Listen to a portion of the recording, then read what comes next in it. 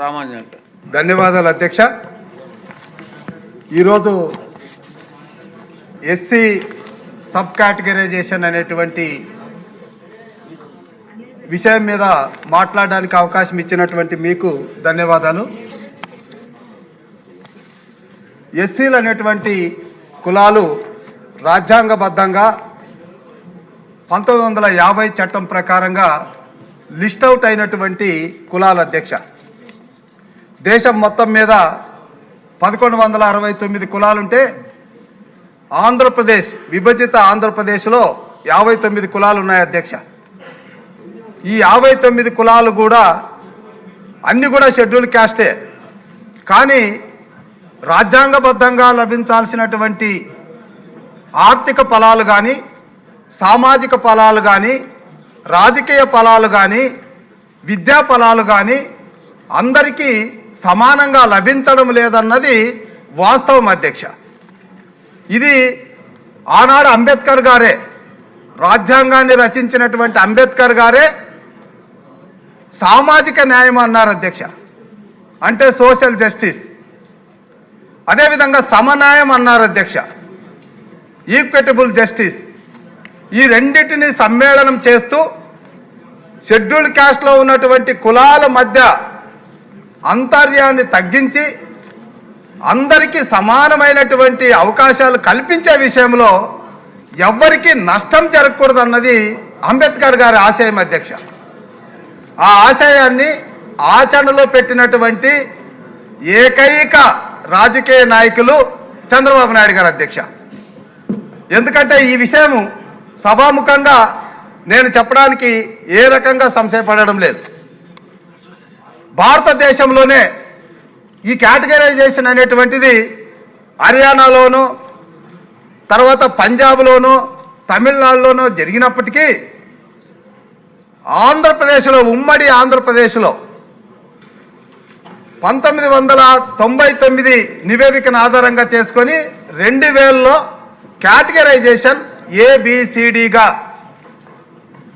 ఎస్సీల్లో ఉన్నటువంటి ఈ ఏదైతే ఇనడిక్వెసీ అనేటువంటిది ఏదైతే ఉందో ఆ భావనను తొలగించినటువంటి మహానుభావుడు, దళిత బాంధవుడు, దళితులకు దేవుడిగా నిలిచినటువంటి వ్యక్తి చంద్రబాబు నాయుడు చెప్పడానికి ఎలాంటి అతిశక్తి లేదు అధ్యక్ష.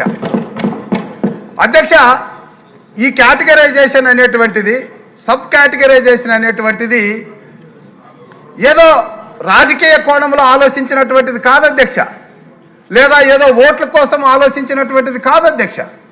ఇది రాజ్యాంగ స్ఫూర్తి, అంబేద్కర్ గారి ఆశయాలు, వివిధ కమిషన్లు, వాటి నివేదికలు, వివిధ రాజ్యాంగబద్ధమైనటువంటి ధర్మాసనాలు ఇచ్చినటువంటి తీర్పులు ఇందులో ఉన్నాయి అధ్యక్ష.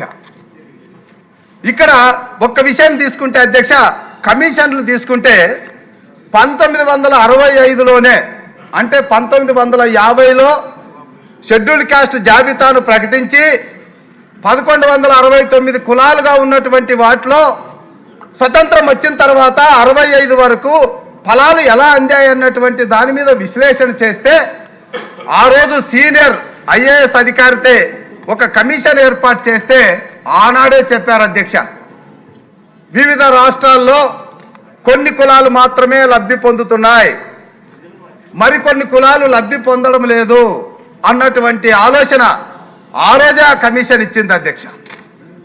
ఆ తర్వాత అధ్యక్ష మన రాష్ట్రానికి వచ్చినప్పుడు 1994లో MRPS అనేటువంటి ఉద్యమం వచ్చింది అధ్యక్ష. అయితే ఆ ఉద్యమంలో ఉన్నటువంటి ఆలోచనలు పరిగణలోకి తీసుకొని 1996లో రామచంద్రరాజు కమిషన్ ఏర్పాటు చేస్తే ఆయన స్పష్టంగా ఇచ్చారు అధ్యక్ష, ఈ 59 కులాల్లో కొన్ని కులాలకి లబ్ధి ఉంది, మరికొన్ని కులాలకి అసలు లబ్ధి లేదన్నటువంటి విషయం స్పష్టంగా చెప్పిన తర్వాత 1999లోనే రామచంద్రరాజు నివేదికను అనుసరించి ABCD కేటగిరీగా చంద్రబాబు నాయుడు గారు ఆ రోజు తీసుకురావడం జరిగింది.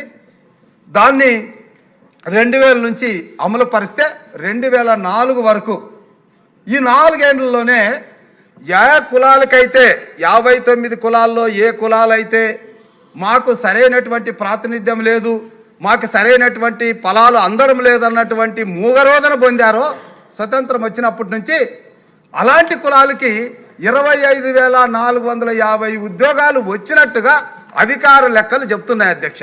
ఇది సమన్వయం అంటే, ఇది సోషల్ జస్టిస్ అంటే. కాబట్టి ఏదైతే అంబేద్కర్ గారు ఆశించారో ఆ ఆశయం మేరకే కేటగిరైజేషన్ దానికి మన చంద్రబాబు నాయుడు గారు నాంది పలికారు తప్ప మరొక కోణంలో, రాజకీయ కోణంలో కానీ, ఇంకొకరిని తక్కువ చేయడం అనేటువంటి విషయంలో కానీ, మరొకరిని భుజాల మీద ఎక్కించుకోవాలన్నటువంటి విషయం మీద కానీ ఏమీ లేదు అధ్యక్ష. సమన్యాయం, అందరికీ న్యాయం జరగాలన్నటువంటి ఒకే ఒక ఆలోచన. అయితే అధ్యక్ష, 2004లో ఈవి చెన్నయ్య గారి జడ్జిమెంట్, ఆ రోజు 5 మంది జడ్జిమెంట్స్తో 341 ఆర్టికల్ ఏదైతే ఉందో దీన్ని టింకరింగ్ చేయడానికి వీలు లేదన్నటువంటి ఒక జడ్జిమెంట్ ఇచ్చారు అధ్యక్ష.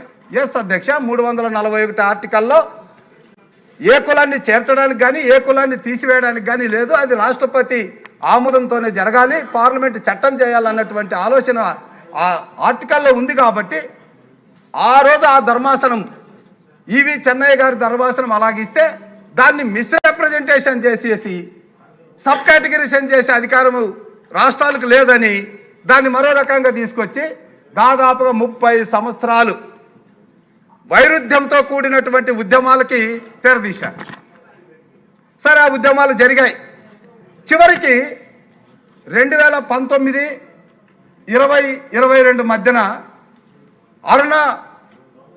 అరుణ మిశ్రా జడ్జిమెంట్లో, అది కూడా 5 మంది జడ్జిమెంట్తో కూడినటువంటి ధర్మాసనం, వాళ్ళేమి ఇచ్చారంటే 341 ఆర్టికల్ ఏదైతే ఉందో దీన్ని, అందులో ఉన్నటువంటి కులాల్ని తగ్గించడం పెంచడం సాధ్యం కాదు, కానీ ఆ కులాల్లో ఉన్నటువంటి ఎత్తు తగ్గుల్ని సమానం చేసేటటువంటి అధికారం రాష్ట్రాలకు ఉంది, అది చేయొచ్చు అన్నటువంటి విషయం మీద చేస్తే, దాని మేరకు ఈవి చెన్నయ్య గారిది 5 మంది జడ్జిమెంటే, అరుణ మిశ్రా గారిది 5 మంది జడ్జిమెంటే. కాబట్టి 7 మంది జడ్జిమెంట్తో కూడినటువంటి ధర్మాసనానికి ఈ విషయాన్ని నివేదించడం జరిగింది అధ్యక్ష.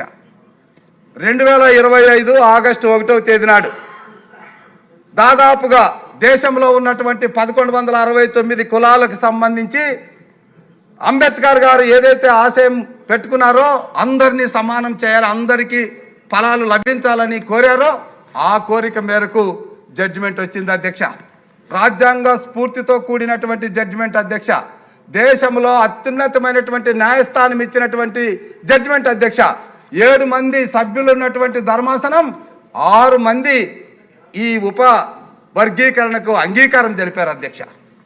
ఆ దాని ప్రకారమే రాజ్యాంగ సూత్రాలకి బద్ధుడైనటువంటి మా ప్రియతమ ముఖ్యమంత్రి గారు, దళితుల బాంధవుడు, దళితుల్లో ఎవ్వరికి అన్యాయం చేయకూడదని ఆలోచించినటువంటి మహానుభావుడు కాబట్టే ఆయన ఏకసభ్య కమిషన్ ఏర్పాటు చేసి, మరి ఏకసభ్య కమిషన్ కూడా రాజీవ్ రంజన్ మిశ్రా గారు 4 నెలల పాటు 26 జిల్లాలు 3820 విజ్ఞాపనలు అన్నిటిని పరిశీలన చేసి అన్ని డిపార్ట్మెంట్లలో కూడా ఏ వారికి 59 కులాల్లో ఎవరెవరికి ఎన్నెన్ని ఫలితాలు లభిస్తున్నాయి, సామాజికంగా ఎంతమందికి లభిస్తుంది, ఆర్థికంగా, రాజకీయంగా, విద్యాపరంగా ఎన్ని లభిస్తున్నాయి అన్నటువంటిది స్పష్టంగా 360 పేజీల నివేదిక ఇవ్వడం జరిగింది అధ్యక్ష. ఈ నివేదికను దృష్టిలో పెట్టుకొని ఇప్పుడు మనకు అందుబాటులో ఉన్నటువంటిది 2011 సెన్సెస్కి ఒక అథెంటిసిటీ ఉంది. కాబట్టి ఆ నివేదికను ఆధారంగా చేసుకొని ఇప్పుడు కేటగరైజేషన్ ఇవ్వడం అనేటువంటిది జరిగింది అధ్యక్ష. అయితే ఇక్కడ మనము ఆలోచించాల్సింది, కొంతమందికి కొన్ని రకాలైనటువంటి అభిప్రాయాలు ఉన్నాయి. ఎందుకంటే జిల్లా యాజ యూనిట్గా, జిల్లా యాజ యూనిట్గా చేస్తే ఇది శాశ్వతమైనటువంటి పరిష్కారం లభిస్తుంది అన్నటువంటి ఆలోచన ఉంది అధ్యక్ష. దీన్ని ఎవరు కాదనలేము. కానీ ఇప్పుడు జిల్లా యాజ యూనిట్గా అంటే 2011లో మనకు సెన్సెస్కి ఒక అథారిటీ ఉంది. ఆ తర్వాత వైసీపీ ప్రభుత్వంలో జిల్లాలు మార్పిడి జరిగినాయి, 13 జిల్లాలు 26 అయిపోయినాయి. ఇప్పుడు జిల్లాల పాపులేషన్ అనే దానికి అథారిటీ లేదు. కాబట్టి 2021 సెన్సెస్ 2026 నాటికి అథెంటిసిటీ వస్తుంది. అప్పుడు కావాల్సింటే ఈ ఆలోచన చేయొచ్చు. అంతవరకు ఫలాలు అందాల్సినటువంటి వాళ్ళకి అందాలు కాబట్టి ఈరోజు ఏకసభ్య కమిషన్ ఇచ్చినటువంటి నివేదికను ఆధారంగా చేసుకొని కేటగరైజేషన్ ఇవ్వడం అనేటువంటి దాని మీద ఈ చర్చ జరుగుతుండడం, మరి దీనికి సంబంధించి చంద్రబాబు నాయుడు గారిని ఆయన యొక్క ఆలోచన విధానాన్ని ఏదేమైనా దళితులకు మేలు జరగాలంటే ఒక్క చంద్రబాబు నాయుడు గారితోనే సాధ్యమవుతుంది అన్నటువంటి విషయాన్ని మా దళిత సోదరులందరూ అంగీకరిస్తున్నారు అధ్యక్ష. ఎవరు కాదనలేరు అధ్యక్ష. ఒక తెలుగుదేశానికి ఎస్సీల అభ్యున్నతికి అవినాభావ సంబంధం ఉంది అధ్యక్ష. నందమూరి తారక రామారావు గారు పార్టీ పెట్టక ముందు అత్యధికంగా పేదలుగా ఉన్నటువంటి దళితులు ఆ రోజు అన్నం అంటే ఏంటి అధ్యక్ష? కొర్రలు, జొన్నలు, నూకలు అవే స్టోర్లో లభించేవి. మరి అలాంటిది దళితులు కూడా అంటే అత్యధిక పేదలు ఉన్నటువంటి దళితులకు కూడా అందరితో సమానంగా అన్నం పెట్టాలని ఆ రోజు 2 రూపాయల కిలో బియ్యం పెట్టినటువంటి మహానుభావుడు నందమూరి తారక రామారావు గారు అధ్యక్ష. అంతవరకు పేదలుగా ఉన్నటువంటి దళితులకు ఇళ్ళు అంటే ఏంటి అధ్యక్ష? 4 గుంజలు 10 తాటాకులు ఇచ్చి ఇదే మీ గుడిసె అన్నారు అధ్యక్ష. కానీ ఎన్టీ రామారావు గారు పక్కానే ఇల్లు నిర్మించినటువంటి ఘనత తెలుగుదేశం ప్రభుత్వానికి ఉంది. ఆ తర్వాత చంద్రబాబు నాయుడు గారు ముందడుగు తెచ్చారు అధ్యక్ష. ఉన్నతి పథకం తెచ్చారు అధ్యక్ష. ఉన్నతి ముందడుగులో తెచ్చి అందరూ దళితుల్ని న్యాయంగా చేయాలని ఆలోచించారు. ఉన్నతిలో దళితుల్లో ఉన్నటువంటి మహిళలకు న్యాయం చేయాలని ఆలోచించారు. సప్లాన్ అధ్యక్ష, ఇప్పుడే మా సోదరుడు చెప్పారు, నేను దాని లోతుకి వెళ్ళాను. ఒకటే చెప్తాను అధ్యక్ష, సప్లాన్లో 40,000 కోట్ల రూపాయలు ఖర్చు పెట్టినటువంటి ఏకైక రాజకీయ నాయకుడు ఈ దేశంలో ఎవరైనా ఉన్నారు అంటే అది ఒక్క చంద్రబాబు నాయుడు గారు తప్ప మరొకరు కాదన్నది యావత్తు దళిత జాతి అంగీకరించేటటువంటి సత్యం అధ్యక్ష. ఇక్కడ కార్పొరేషన్లు అధ్యక్ష, కార్పొరేషన్లకి నిధులు ఇచ్చి 27 పథకాలకి డబ్బులిచ్చి విదేశ విద్య లాంటి, భూమి కొనుగోలు లాంటి, బెస్ట్ అవైలబుల్ స్కూల్ లాంటి పథకాలు పెట్టి దళితుల్ని ఇంజనీర్లు, డాక్టర్లు చేసి ఈరోజు అమెరికాలో 500 పైగా మా దళిత బిడ్డలు ఉద్యోగాలు చేసి తల్లిదండ్రులకి 5 లక్షలు 6 లక్షలు నెలకు పంపిస్తున్నారంటే అది చంద్రబాబు నాయుడు గారు పెట్టినటువంటి భిక్ష తప్ప మరొకటి కాదన్నది స్పష్టం అధ్యక్ష. రాజ్యాంగంలో అన్ని హక్కులు ఉన్నాయి అధ్యక్ష. కానీ ఏ నాయకుడైతే రాజ్యాంగపరమైనటువంటి హక్కులు దళితులకు ఇవ్వాలని ఆలోచిస్తాడో ఆ నాయకుడే దళిత బాంధవుడు అధ్యక్ష. ఆ కోణంలో మొట్టమొదటి వరుసలో నిలబడే వ్యక్తి దేశంలో ఒక్క చంద్రబాబు నాయుడు గారి అధ్యక్ష. అధ్యక్ష, ఇక్కడ మరొక విషయం నేను చెప్పి ముగిస్తాను. మన దళితుల్లోనే వివక్ష ఉందని, అంటరానితనం ఉందని, 2 క్లాసుల సిస్టమ్ ఉందని ఆ రోజు జస్టిస్ పున్నయ్య గారి కమిషన్ వేశారు అధ్యక్ష. దాదాపుగా 42 అంశాల మీద ఆయన రికమెండేషన్లు చేస్తే 18 వాటికి జీవోలు ఇచ్చారు అధ్యక్ష. ఈరోజు బాధితులైనటువంటి దళితులకి నష్టపరిహారం ఇచ్చేటటువంటి జీవో ఆ రోజు చంద్రబాబు నాయుడు గారు ఇచ్చింది అధ్యక్ష. బాధితులకు నష్టపరిహారం చంద్రబాబు నాయుడు ఇస్తే ఎస్సీ ఎస్టీ అట్రాసిటీస్ యాక్ట్లో ఎస్సీల మీద ఎస్సీల కేసు పెట్టేటటువంటి దుర్మార్గమైన పాలన వైసీపీ ప్రభుత్వంలో చూశాం అధ్యక్ష. భూములు ఇచ్చినటువంటి పాపానికి దళితుల చేతులకి సంఖ్యలు వేసినటువంటి నీచమైన ప్రభుత్వాన్ని వైసీపీ ప్రభుత్వంలో చూశాం అధ్యక్ష. కాబట్టి ఏదైనా మా దళిత సోదరులు అందరూ ఆలోచించాల్సింది ఒకటే, మన జాతికి, మన జాతి ఉన్నతికి, మన జాతి అభివృద్ధికి ఏదైనా ఆలోచన చేసే విషయంలో కానీ, దాన్ని అమలుపరిచే విషయంలో కానీ చంద్రబాబు నాయుడికి మించిన నాయకుడు లేడన్నది అర్థం చేసుకొని ఆయన తీసుకున్న నిర్ణయానికి మనం అందరూ కూడా సమూహంగా అందరూ కూడా అంగీకారం తెలిపి ఈ నిర్ణయాన్ని స్వాగతిస్తూ మన దళిత సోదరులకి జరిగే న్యాయం కోసం మనలోనే ఉన్నటువంటి కాస్త వెనుకబడినటువంటి వాళ్లకు ప్రయోజనం ఇచ్చే విషయంలో మనం అందరూ కలిసి ఒకే మాట మీద ముందుకు వెళ్ళి చంద్రబాబు నాయుడు గారి ఆలోచనను బలపరిచినటువంటి అవకాశం, సమయం ఇది అని మనం అందరూ కూడా అర్థం చేసుకోవాలని మనవి చేసుకుంటూ ఈ చక్కటి అవకాశాన్ని నాకు ఇచ్చినందుకు తమరికి కృతజ్ఞతలు తెలియజేసుకుంటూ సెలవు తీసుకుంటున్నాను అధ్యక్ష. మురళి గారు.